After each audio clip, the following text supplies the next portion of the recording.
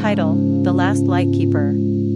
On the edge of a forgotten coastline, where the waves whispered ancient secrets and the wind carried the salt of 1,000 years, stood the old lighthouse of Evershore.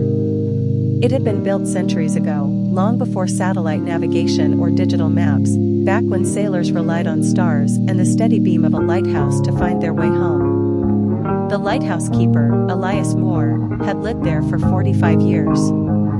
Once a sailor himself, he had settled into this quiet life after losing his wife to illness. With no children and no family left, the sea became his constant companion. Elias had a routine. Every morning, he would climb the winding spiral staircase to check the lens, polish the brass, and ensure the great light turned with precision. At dusk, he would light the lamp and watch it cast its beam far into the darkness, a silent promise to those at sea that land and safety were near. Few ships passed by now. The trade routes had changed, and the lighthouse was no longer deemed necessary. The government had offered Elias retirement, but he refused. "The sea still needs me," he would say, mostly to himself. One stormy night in late November, the radio crackled with a message: "Mayday, Mayday. This is the fishing vessel Morning Star. Taking on water. Coordinates." The message broke up, swallowed by static. Elias sprang into action, noting the location from the brief transmission. He scanned the horizon, but the storm was relentless. Walls of rain and howling wind blurred the world into shadows. He turned the lighthouse beam manually, angling it toward the last known coordinates, sweeping the sea in search of a shape, a flash of light, anything. Hours passed. He didn't stop. At dawn, the storm weakened, and through his binoculars, he saw it, a life raft. 3 figures huddled inside, barely conscious. He called the Coast Guard with their exact location. By the time they arrived, the survivors were safely pulled aboard, thanks to Elias's vigilance. The story made the news. People praised the old lightkeeper who saved lives. Letters poured in. The mayor visited, offering him a medal. Elias smiled politely, but he wasn't interested in fame. He returned to his tower, to his light. One evening, not long after, he climbed the stairs as always, but this time, he didn't come back down. They found him in the lantern room, sitting in his chair, facing the sea. Peaceful. Still. The lighthouse still stands, though automated now. But locals say that sometimes, on stormy nights, you can see a figure in the window, tending the light. A ghost, perhaps. Or maybe just Elias, still watching, still keeping his promise to the sea.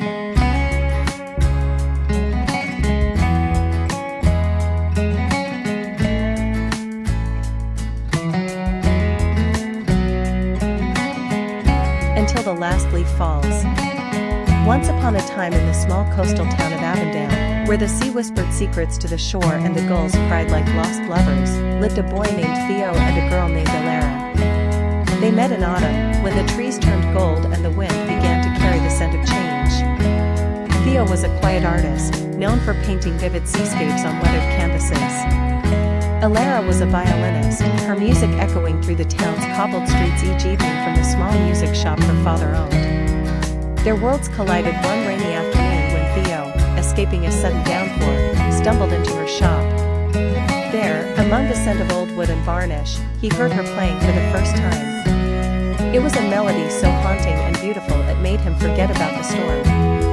They started talking, first about music and art, then about dreams, fears, and the things that made their hearts beat faster.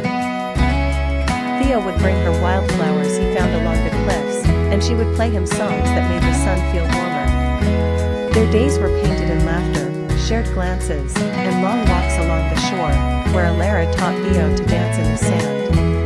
But life, as it often does, was not content to let the story remain a fairy tale.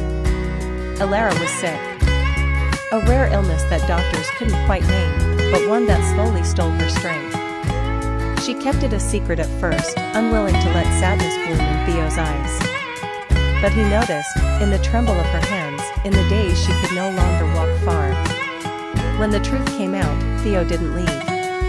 Instead, he painted for her, each day a canvas, each brushstroke a promise. Elara, played her music until she could no longer lift the bough. She told Theo she wasn't afraid of dying, only of being forgotten.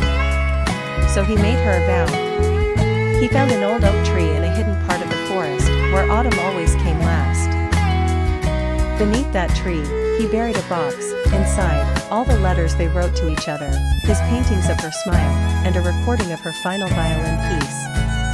And every year, on the first day of fall, he returned there, sat by the tree, and told her about his life, the places he went, the people he met, the dreams they once spoke of. Years passed, and the town forgot the sound of her violin, but not Theo. He grew old, his hair silver like the sea in winter, but he never stopped visiting the oak. And then, one day, he didn't come. Locals say that year, the last leaf of autumn didn't fall until December. And on the wind, if you listened closely, you could hear a violin playing, a quiet song of love, loss, and eternity.